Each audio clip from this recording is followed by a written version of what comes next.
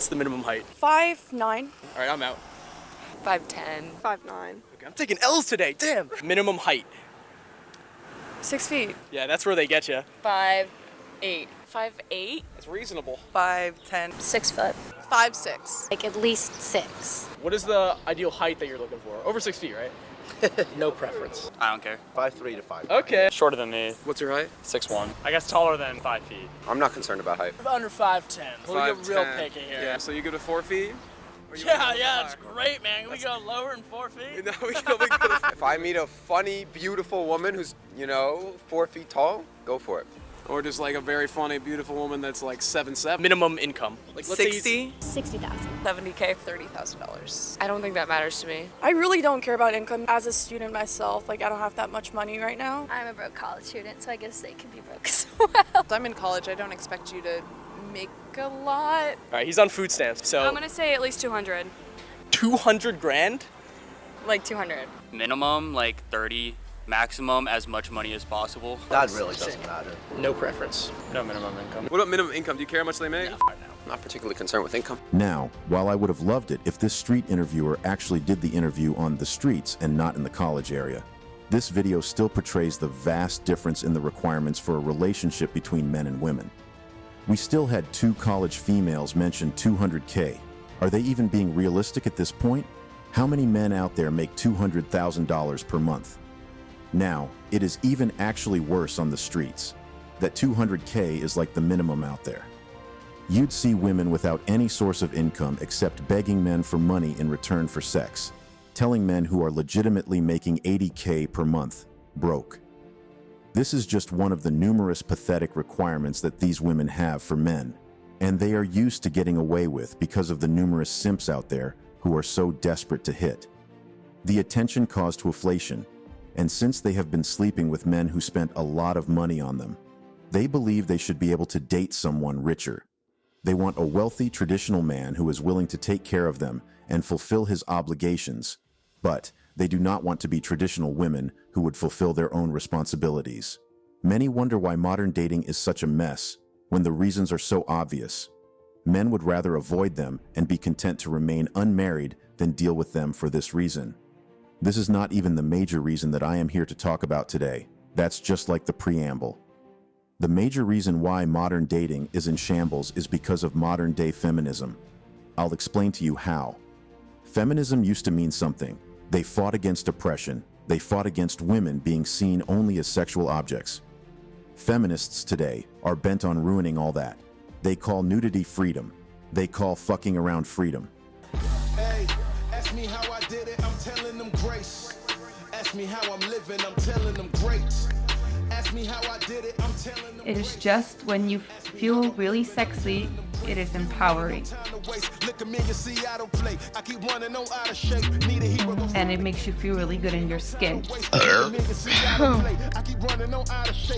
Women, we can be able to represent our bodies in whichever way we want. If somebody else deems it to be inappropriate, that's on them.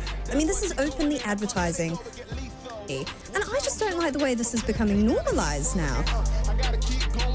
I agree with you. The rules are changing dramatically all the time. We live in a world where things sort of spiral. They go out of control. What happens is if we keep, disbanding all these rules, we'll go down to rock bottom.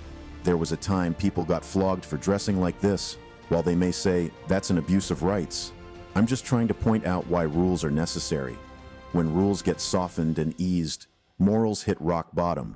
Women who get high and drunk on stuff that I don't even know their names and then pass out on the streets will also ask for respect in a relationship. Do they even respect themselves? Modern feminism emerged and it brainwashed an entire generation into believing that acting and dressing this certain way is acceptable and that men should still respect them for it. I love fucking around, but hey, I'm not a whore. Sorry. If you move like a whore, if you act like a whore, and if you dress like a whore, then you're a whore. The way that modern women present themselves and the way that they constantly use their bodies as a means of attention or a means to make money makes it very difficult to take them seriously. I could go on and on about how ridiculous and hypocritical it is for women to encourage other women to work in the OnlyFans industry while continuously lamenting the objectification of woman in society. But what if this was my sister, or my mother, or my daughter? Why would I want to have a woman who behaves and dresses like that? And the funny part is the feminists that influence these younger women to do all these are either the older ones with zero love life, hates men and are lonely with 5 to 7 cats, or it's the happily married and secret ones who are doing this for the engagements and views, because they know younger women like to gobble things like this up, anything that supports them having promiscuous behavior. I once met one like that before. I knew her husband and her family prior. She was respectful, hardworking, and a good wife and mother to her husband and children respectively. So believe me when I say I was shocked when I found her YouTube channel where she talks about female freedom and how it's okay for women to do whatever they want with their bodies, that it is okay to sleep around since they own their body. It's okay to go almost naked in the public because it is their body. The next time I saw her, I questioned her about her channel and also asked her why she wasn't doing exactly what she was preaching. It led to an argument and I just let it go when I realized she was making a lot of money off the channel, and nothing I said would make her stop. It's like these women do not even like each other. The older feminists that are not lonely and single have lovely husbands that they are respectful to and are completely focused on making their relationships and marriages work. I don't know why they are bent on misleading the newer generations just for a few quids. Now, these younger females already want to do all these anyway. A few minutes on YouTube, and they have seen like 3 different videos supporting their hoe behavior. Do you think they would want to stop? Never. Now, they are everywhere, getting objectified, pumped, and dumped. And they expect the same men who have already realized they can easily get the only thing these women can offer, sex, without being in a relationship to date them. That will never happen, and the world of dating will keep shrinking and shrinking till dating becomes extinct or something in the future. That will be all on today's video, guys. Don't forget to smash the like and subscribe buttons, as it gives the perfect motivation to keep creating contents like this for you. And also click the notification bell so you can be the first to know when I drop a new video. See you again soon. Cheers.